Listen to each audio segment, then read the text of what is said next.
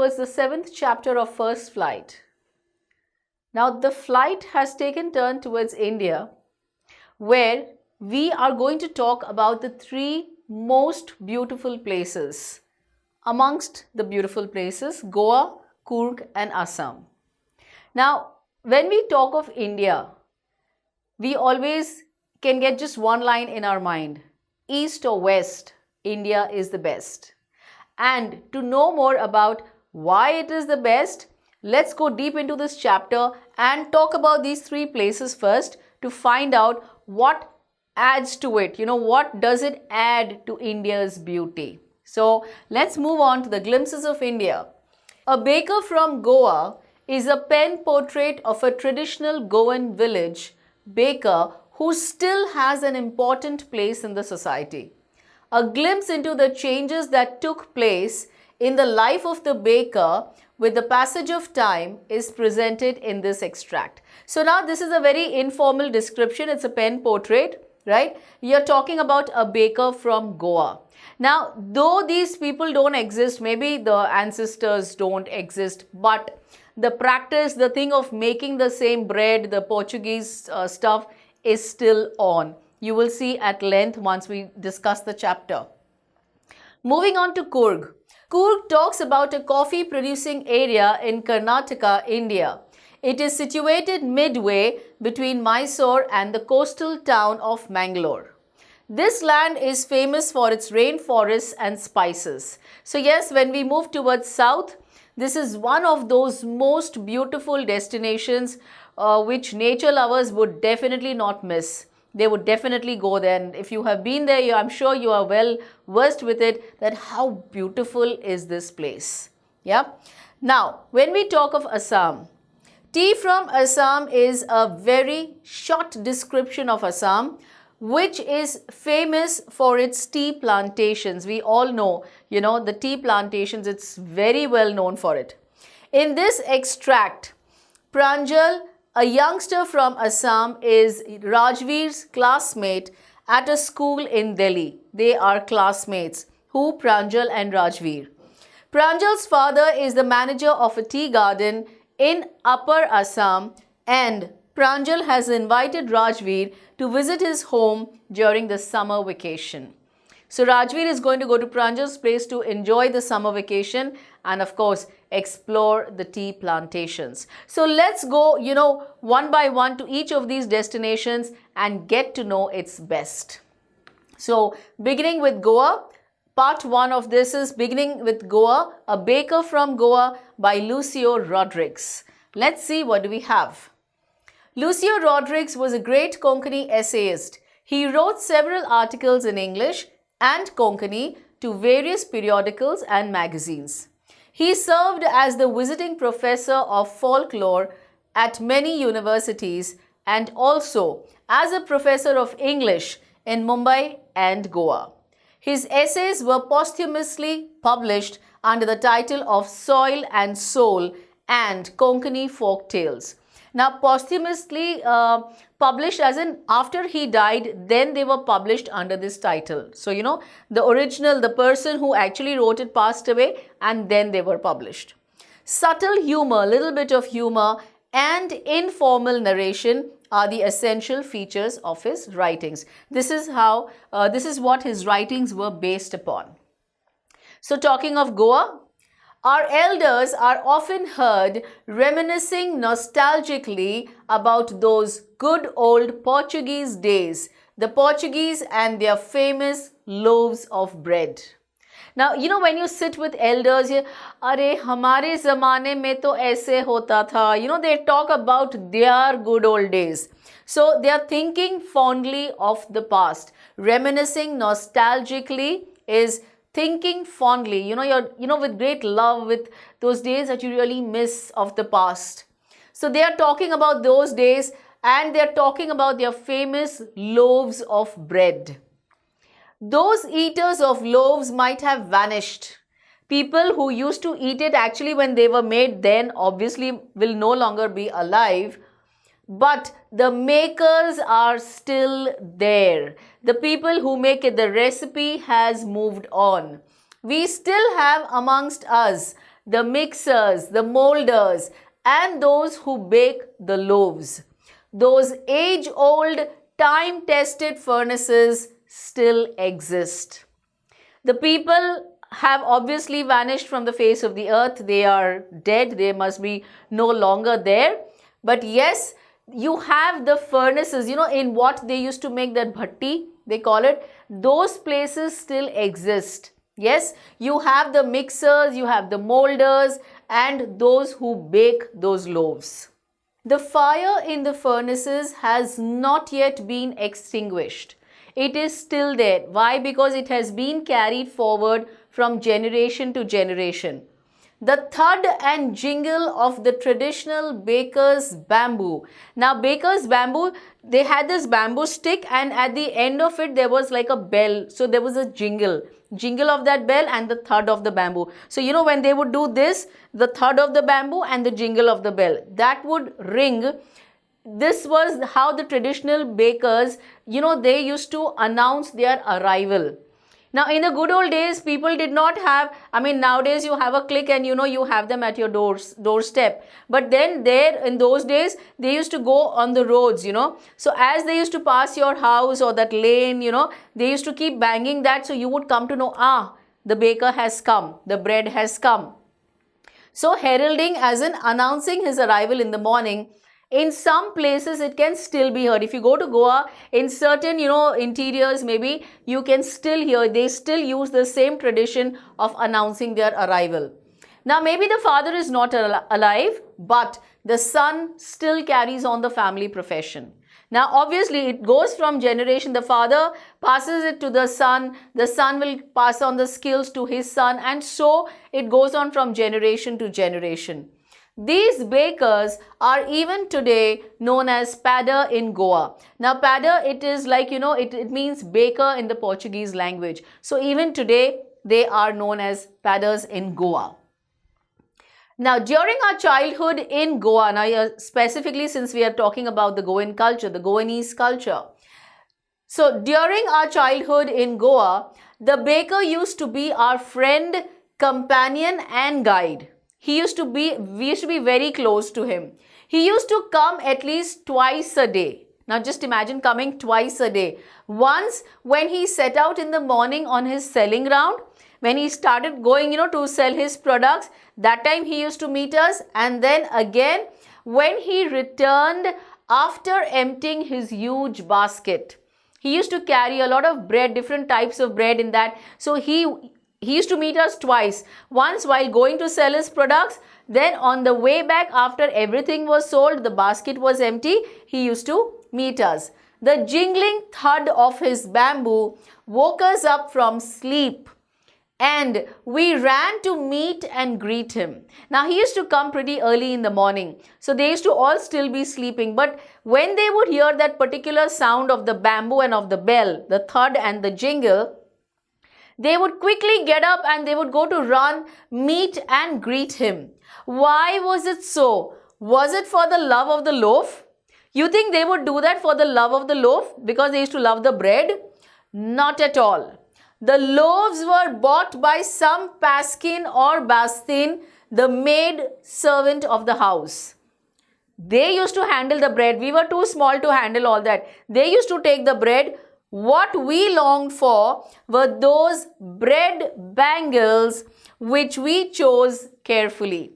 We did not bother about the loaves, that they would take care. What we wanted were these bangles. So basically this is bread in the shape of a bangle. So you see nice and round. Yes, resembling a donut. The first thing that comes to your mind. Yes, so which we used to choose carefully which one we should take. Sometimes it was sweet bread of special make. This was specially made and it used to be on the sweeter side. So yeah, we used to love to pick up these and make sure that we take the best ones. The baker made his musical entry on the scene with the jhang jhang sound of his specially made bamboo staff. He used to have that sound, which he used to make. So it was like a musical entry. Whenever he would come, we would know he's come because we could hear that sound. One hand supported the basket on his head, right? With one hand, he would hold the basket and the other banged the bamboo on the ground. He would go on doing that, and with the other hand he would support the basket. He would greet the lady of the house with good morning and then place his basket on the vertical bamboo. Now what he would do is, he would greet the lady of the house good morning and he would keep that vertical, the bamboo was like this, so he would keep the basket on that. We kids would be pushed aside with a mild rebuke. Rebuke as in an expression of disapproval or a scolding. Move from here. So, we used to be pushed aside, and the loaves would be delivered to the servant. There used to be fixed amount of bread maybe, so they would be delivered to the servant, and these kids used to be moved aside that don't bother us. But we would not give up. We would climb a bench or the parapet and peep into the basket somehow. Now, your childhood days have different adventures, all the mischief that you have. So even though he used to push them away, these kids never stopped. They would either climb a bench to look into the basket because they were tiny, and he used to keep the basket on that vertical bamboo. So how could they peep? So they had to climb at a higher level. So either they would climb up a bench or the parapet. Parapet is a low protective wall along the edge of a roof, bridge or balcony. So you have that parapet. So they would try climbing on that to peep into the basket to choose their bangles. I can still recall the typical fragrance of those loaves, the typical scent, the typical smell, it had loaves for the elders and the bangles for the children. It was a very fixed thing, like, because children would love, it was a little sweeter and it had a different fragrance altogether.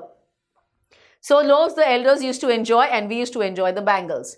Then we did not even care to brush our teeth or wash our mouths properly.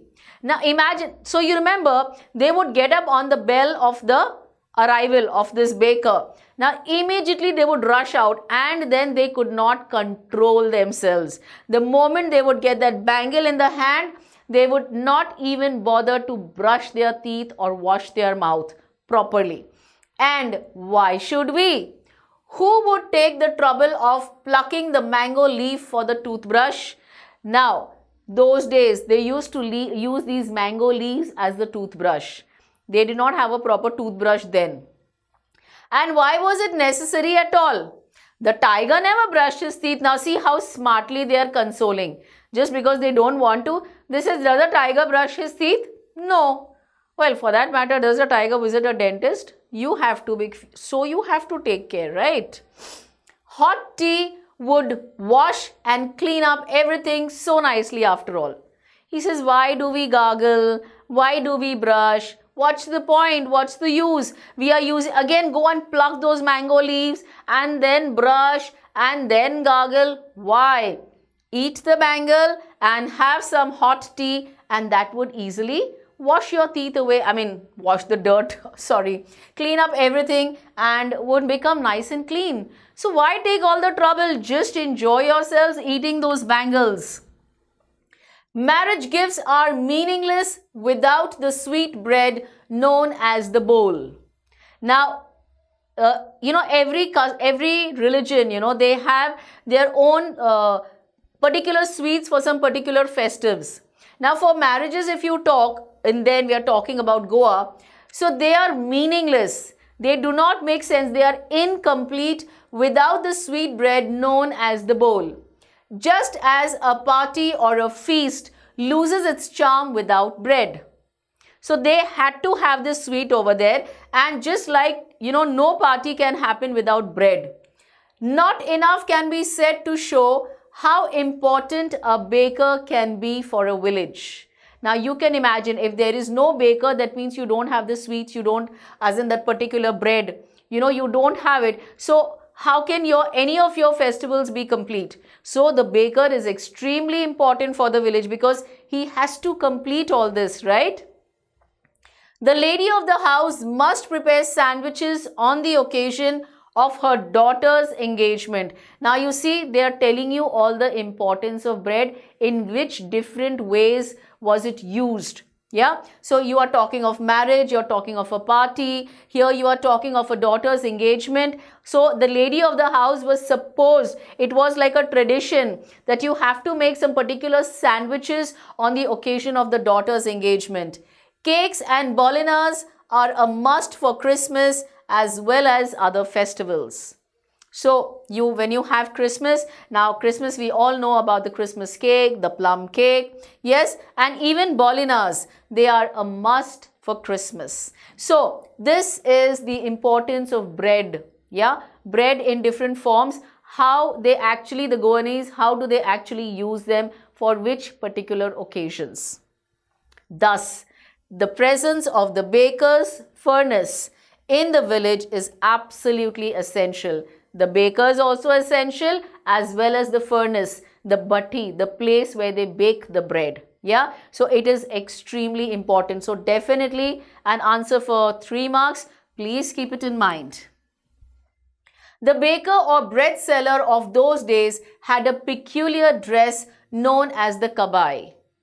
It was a single piece long frock reaching down to the knees. So the baker or the bread seller in those days, they used to wear this peculiar dress. And what was it? It was the kabai. It was a single piece long frock. It used to go up till the knees.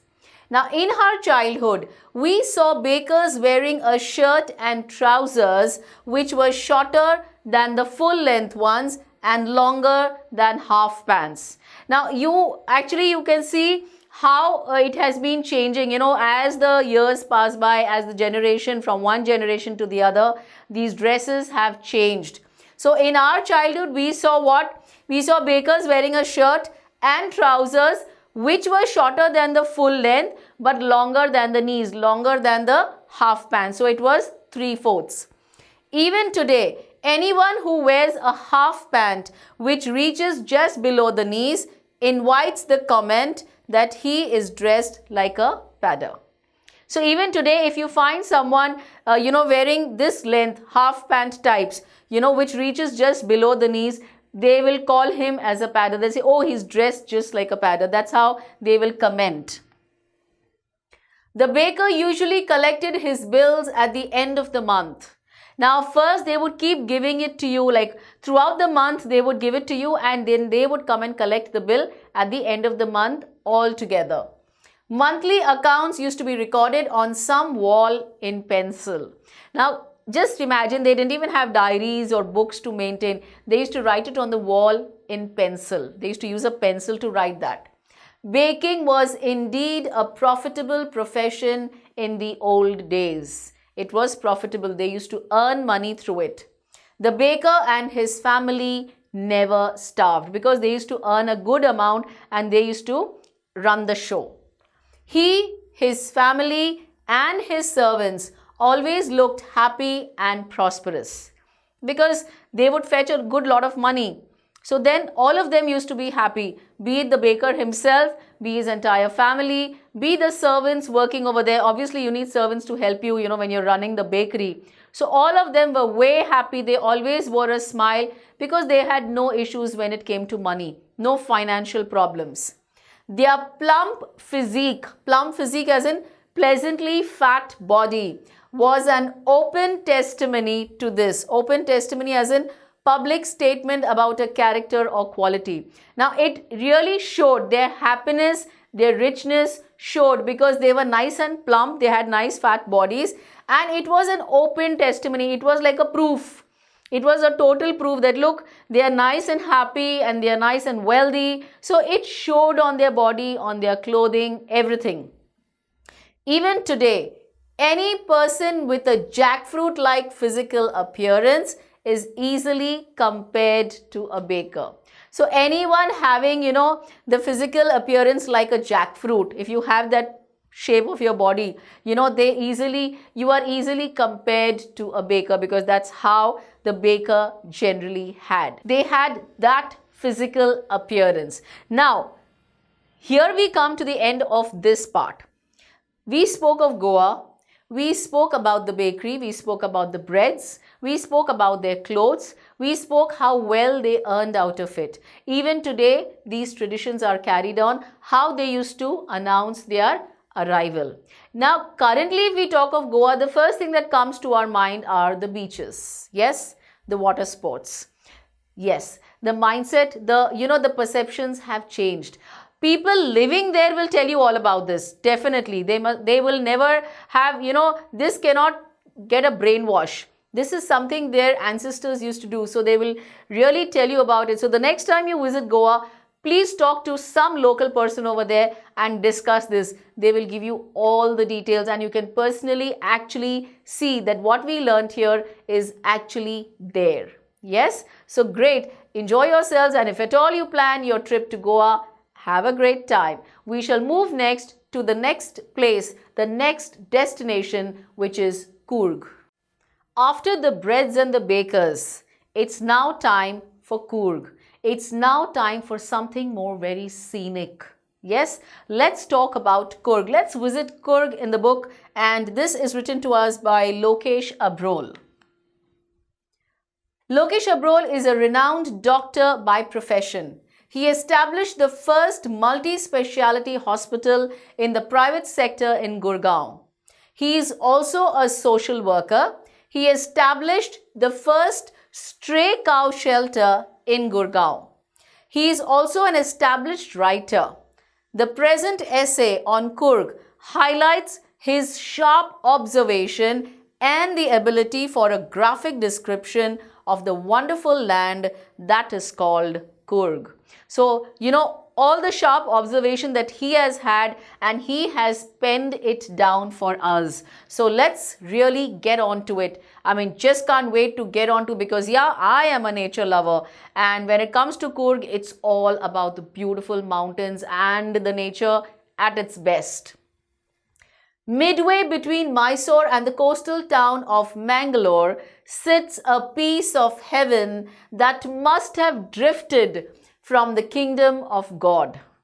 So beautifully put. They are talking about a place which is between Mysore and the coastal town of Mangalore. It is somewhere between these two places sits a piece of heaven. That's literally heaven. Why they're calling it heaven? They say it must have drifted from, as in been carried along gently by air. It has just come from the kingdom of God. Kingdom of God is heaven. So they say Coorg has literally come from there. It is heaven on earth. This land of rolling hills is inhabited by a proud race of martial men, beautiful women, and wild creatures. Martial as in having to do with war. Yes, so these people, martial men, these people who were at war, they were there that time. You talk of beautiful women. Women are really beautiful there. They are ravishing, and wild creatures. So Coorg is all about them. Coorg or Kodagu, the smallest district of Karnataka, is home to evergreen rainforests, spices, and coffee plantations. Evergreen rainforests cover 30% of this district. Now just imagine, when we are talking of Coorg, we know either it is Kodagu or Coorg, and it is the smallest district of Karnataka. Please keep this in mind. It can probably come as an MCQ or as a 1-mark question. And it is home to evergreen forests, rainforests. There are evergreen rainforests where it rains throughout the year, but at a particular time it rains more. We will know. Spices and coffee plantations. You have a lot of spices when you go down, these areas to these places. You have a lot of spices that you get from there. You can buy from there because they're originally from there. And of course, coffee plantations. Evergreen rainforests, they cover 30% of this district. So 30% of it, you will find evergreen rainforests. During the monsoons, it pours enough to keep many visitors away. Yes, you cannot visit, you will not even enjoy your holiday if you go during the rains, if you go during the monsoons. The season of joy commences from September and continues till March. So yes, if you are planning a holiday, if this is your destination, please plan it anywhere from September till March, anywhere around that time, between these 2 months. The weather is perfect with some showers thrown in for some good measure. Little light showers, not that many, but you will enjoy your trip. The air breathes of invigorating coffee that, that aroma all around. When you have that coffee, you can really smell that. Coffee estates and colonial bungalows, they stand tucked under tree canopies, as in roof-like coverings that form shelters. They have those canopies in prime corners, as in here, the best corners. So where people actually must be visiting, all the tourists, there you have both of them, the coffee estates and the colonial bungalows. The fiercely independent people of Coorg are possibly of Greek or Arabic descent. Now here what they're telling you is the fiercely independent, they are absolutely independent. Yeah, and they are possibly, the descendants of Greek or Arabic. Yes, they are like, they are from there. As one story goes, a part of Alexander's army moved south along the coast and settled here when return became impractical. Now, what is it? Why are they being called as, the Greek or the Arabic descent?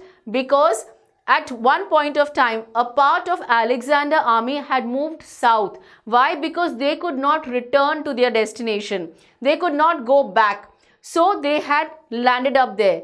These people married amongst the locals. Now, because they were staying there for quite some time, they married the locals, and their culture is apparent. It is very visible, very obvious in the martial traditions, marriage and religious rites, which are distinct from the Hindu mainstream. Now, because they had settled here, they had got married, so you can see, that their culture out there here. You can see that, their culture is very visible in the martial traditions. Remember, they were part of the army. So they knew how to fight. So their traditions, their martial traditions were visible. Marriage and religious rites also, what they used to follow, they could see, which are distinct, which are different from the Hindu mainstream, a tradition which most people follow. It is distinct from the mainstream. The theory of Arab origin draws support from the long black coat with an embroidered waist belt worn by the Kodavus. Now, what are they trying to tell you is, here when they are talking about this Arabic descent, what other proof, what other testimony do you have that they are the Arabic descent? Why? Because the long black coat that they wear with an embroidered waist belt, they have this embroidered waist belt. This is worn by the Kodavus. Known as kapia, it resembles the kafia worn by the Arabs and the Kurds. Now, this is something similar to what these Arabs and the Kurds wear. So they are telling it's giving that flavor of the Arabic descent. It is this, what they were wearing, that long black coat, it is known as kapia. It resembles the kafia. Now, the Arabics wear the kafia, but these guys call it kapia, right? So this is similar to what these people used to wear. Coorgi homes have a tradition of hospitality, as in generous reception and entertainment of guests, visitors or strangers. They are very, very warm people. They welcome you with a warm heart. So these homes have a tradition of hospitality, and they are more than willing to recount numerous tales of valor related to their sons and fathers. So when you go there, when you talk to them, they are more than willing to share it with you. They will recount, they will recall numerous, means many tales of valor, as in stories of courage and bravery, usually in war. Yeah, they will talk related to their sons and fathers. They will talk about how bravely they had fought, because again, this is all the army people, they got mingled among the Kurgi people. So they have a lot of such stories to share with you. Tales of valor, which is stories of courage and bravery. The Kurg regiment is one of the most decorated in the Indian army. What do you mean by one of the most decorated? Received maximum number of awards for bravery in war. So these people are very well known for it. The Kurg regiment.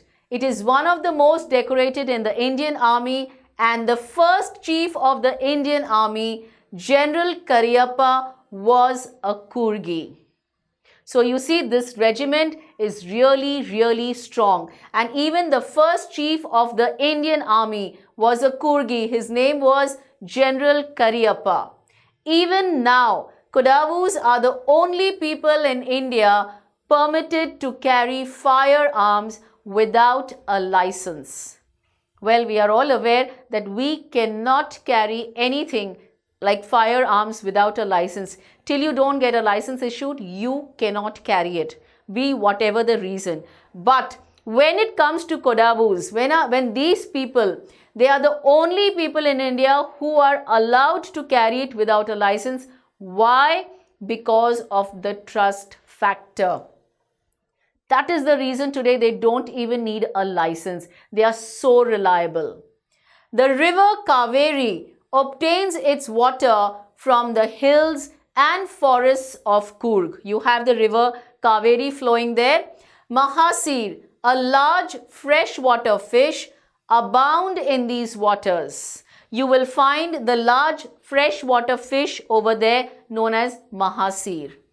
Kingfishers dive for their catch. These birds, the kingfishers, they dive for their catch, while squirrels and langurs drop partially eaten fruit for the mischief of enjoying the splash and the ripple effect in the clear water.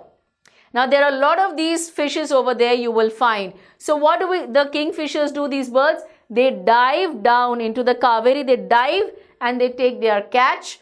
Then you find the squirrels and the langurs, they purposely drop partially eaten fruit. They actually drop it in the water. Why? For the mischief of enjoying the splash. When they throw the fruit, the water will obviously splash.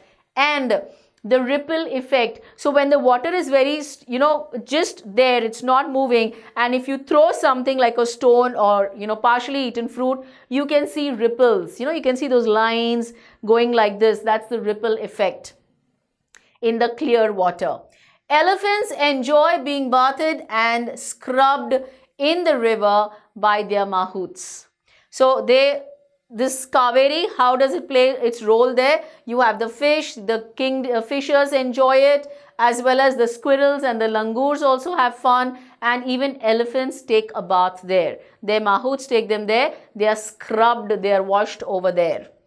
The most laid-back individuals become converts to the life of high-energy adventure with river rafting, canoeing, rappelling, rock climbing and mountain biking. You still, apart from all this, they are talking to you about all the attractions of this destination. What all is there? Why would you want to visit? So it is telling you the most laid back, as in the relaxed, not in a hurry individuals, they become converts to the life of high energy adventure. When people, very adventurous people go there, they go and enjoy these water sports. They go and enjoy these adventurous rides. River rafting, canoeing, rappelling. Rappelling is going down a cliff by sliding down a rope. You go down that cliff. Rock climbing and mountain biking. You will find all these adventurous sports out there. So if you are one amongst them, have a great time.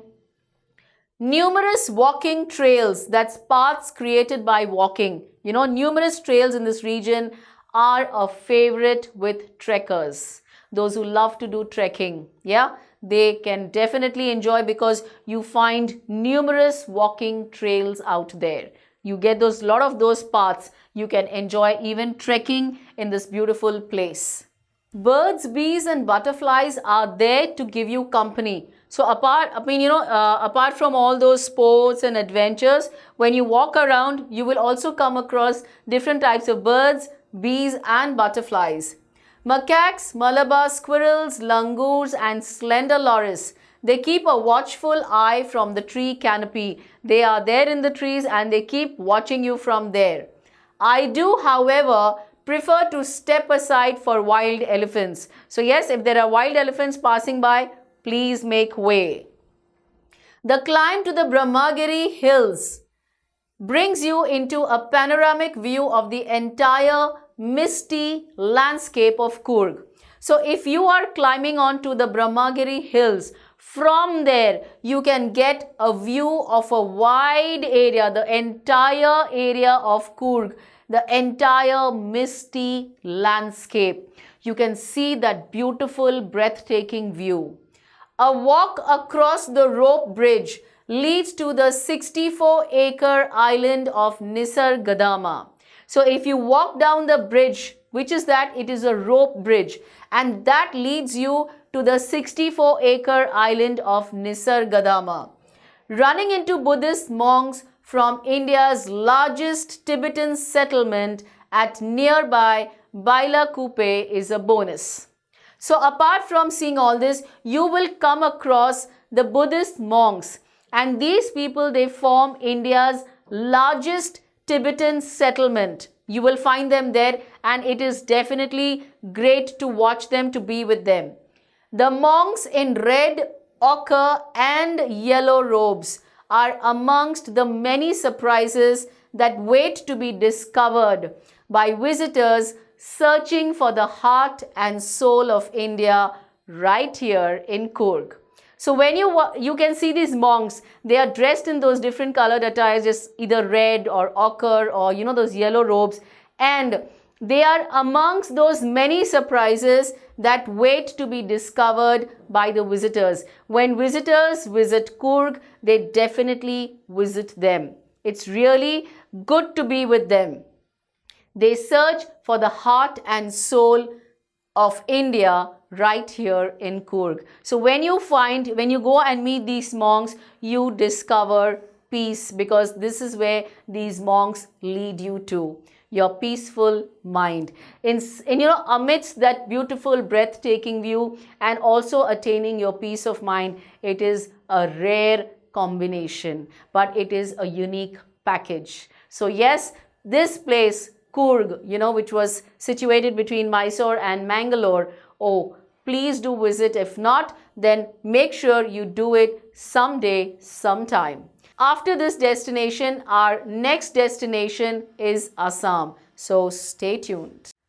So here we are to the third part of Glimpses of India and your third destination, Assam. So are you all ready for that hot cup of tea? Let's go. So here we have it by Arup Kumar Datta. Arup Kumar Datta was born in Jorhat, Assam. He was educated at Delhi University. He served as a professor in English for many years at JB College, Jorhat. His published works, The Adventure Stories, issued in 1978, then Brahmaputra 2001, have been translated into many foreign languages. So they were so beautiful that they have been translated and published further. Chai garam, garam chai, I was not wrong. A vendor called out in a high-pitched voice. He came up to their window and asked, Chai sab? Give us 2 cups, Pranjal said. They sipped the steaming hot liquid. Almost everyone in their compartment was drinking tea too. Do you know that over 80 crore cups of tea are drunk every day throughout the world, Rajveer said. Now, if you remember, Pranjal and Rajveer are classmates, right? And they are both sitting together and sipping that tea. And Rajveer tells him, do you know that throughout the world, in one day, that's every day, they consume 80 crore cups of tea. They are being consumed by everyone. View, exclaimed Pranjal. Tea really is very popular. Now, of course, you have different brands, different kinds of tea. That's a different story, but tea by itself. The train pulled out of the station. Pranjal buried his nose in his detective book again. So he was reading a detective book. Rajveer too was an ardent fan of detective stories. Even he loved them. But at the same moment, he was keener on looking at the beautiful scenery. Now, because they were traveling in the train, generally what happens, either, we read books or we look out of the window and we see the beautiful scenery. Unlike those people who are glued to their mobiles these days, who don't even bother to peep out and see what beautiful scenes are passing by. So yes, Rajveer wanted to see that. He was more keener. He wanted to look at the beautiful scenery. It was green everywhere. Rajveer had never seen so much greenery before. Then the soft green paddy fields gave way to tea bushes. So as they went further, the paddy fields, after the paddy fields, he started seeing tea bushes because they were heading where? They were heading to Assam. It was a magnificent view. It was breathtaking. It was most beautiful. Against the backdrop of densely wooded hills, a sea of tea bushes. He calls it a sea. There were so many. They were spread across such an area that it looked like a sea of tea bushes stretched as far as the eye could see. As far as you could see, till you could see, you could only see tea bushes. Dwarfing the tiny tea plants were tall, sturdy shade trees, and amidst the orderly rows of bushes, busily moved doll-like figures. Now, he says, dwarfing the tiny tea plants. You have seen tea plants. They are tiny, like he's calling them dwarfs. They're short, right? They're tiny. They were tall. Now, you can see them here, and you can see tall, sturdy shade trees, and amidst these orderly, now, when you find these tea plants, you'll find them in a row. They're very orderly arranged types. So, in the middle of the orderly rows of bushes, busily moved doll-like figures. So, you have those people pulling up, they have the basket and they go on pulling the tea and they go on putting in their baskets, which are on their back. So, he calls them the doll-like figures. In the distance was an ugly building with smoke billowing out of tall chimneys. From there far, he could see some ugly building, and from its chimney there was a lot of smoke coming out. Hey, a tea garden! Rajveer cried excitedly. He was so excited to see it. Why? Because he was visiting it for the first time. Pranjal used to stay there only.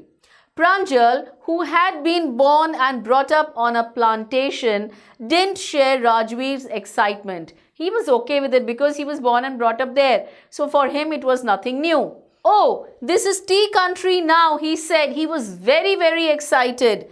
Assam has the largest concentration of plantations in the world. Throughout the world, you will find Assam having the largest concentration of plantations.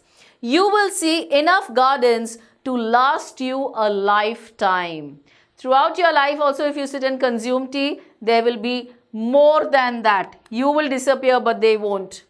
I have been reading as much as I could about tea, Rajveer said.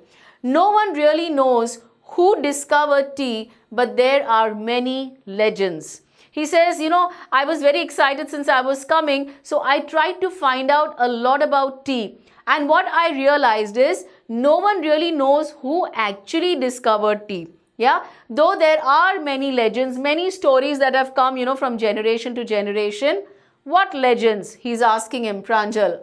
Well, there's the one about the Chinese emperor who always boiled water before drinking it.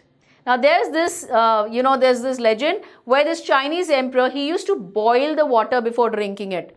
One day, a few leaves of the twigs burning under the pot fell into the water, giving it a delicious flavor.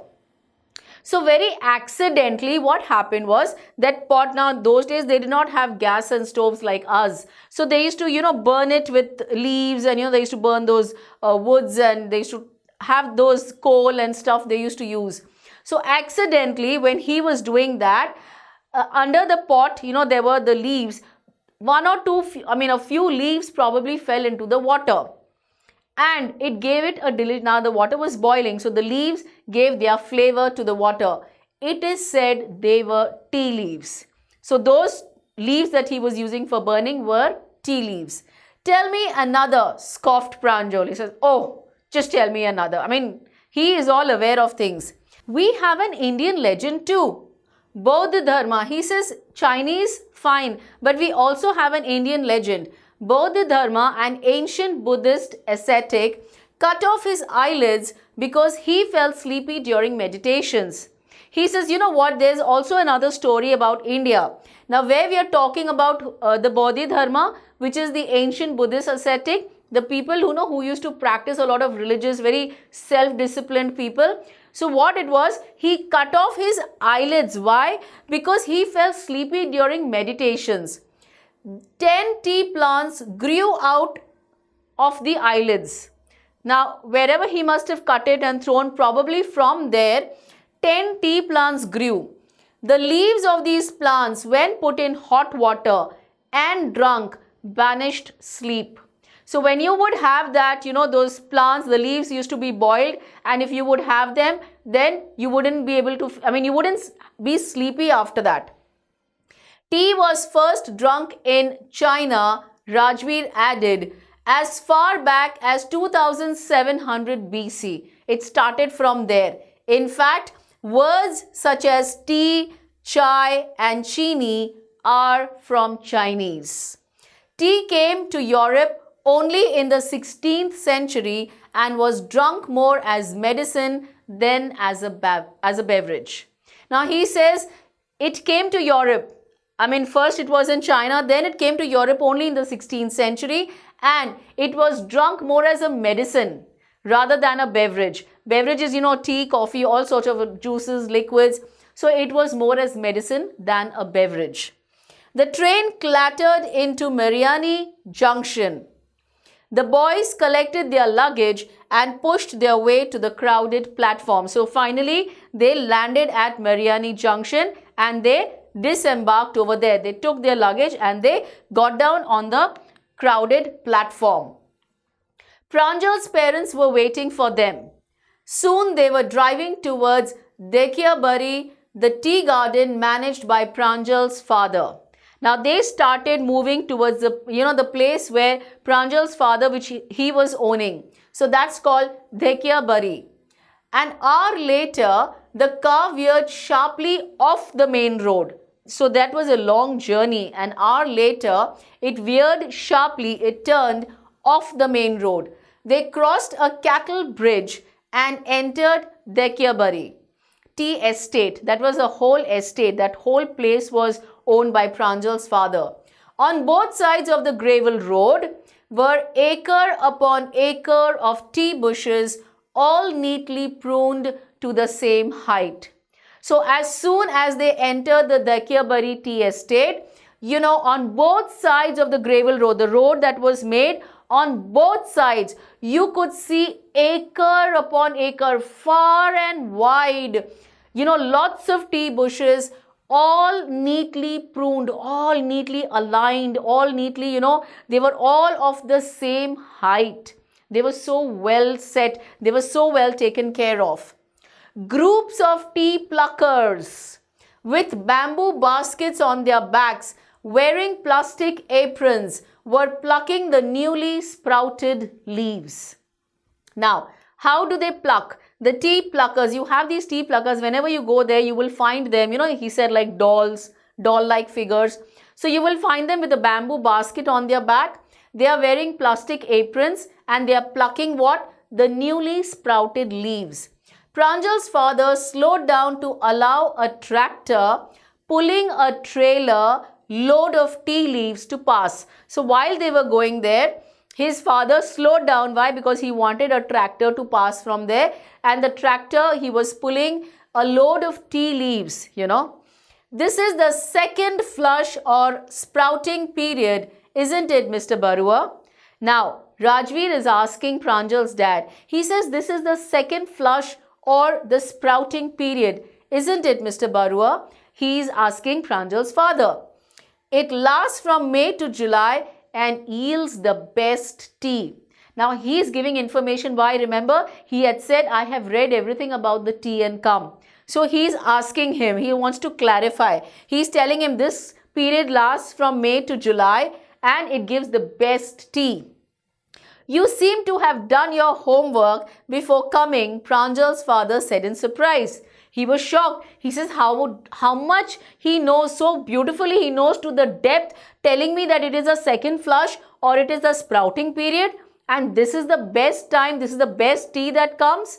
Wow, he's done his homework definitely. Yes, Mr. Barua, Rajveer admitted. Yes, he said, I definitely have done a lot of reading and come. But I hope to learn much more while I'm here. He says, while my stay here, I would definitely want to explore much more. And those were words. Here, practically, I am going to know so much more. I definitely want to know much more. So yes, I'm sure he's definitely going to have a great time with his friend.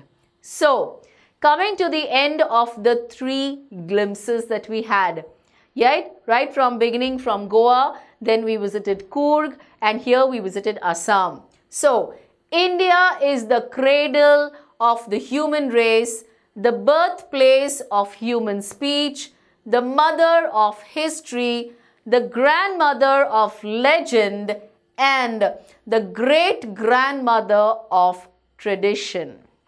In short, east or west, India is the best. India is really, really rich.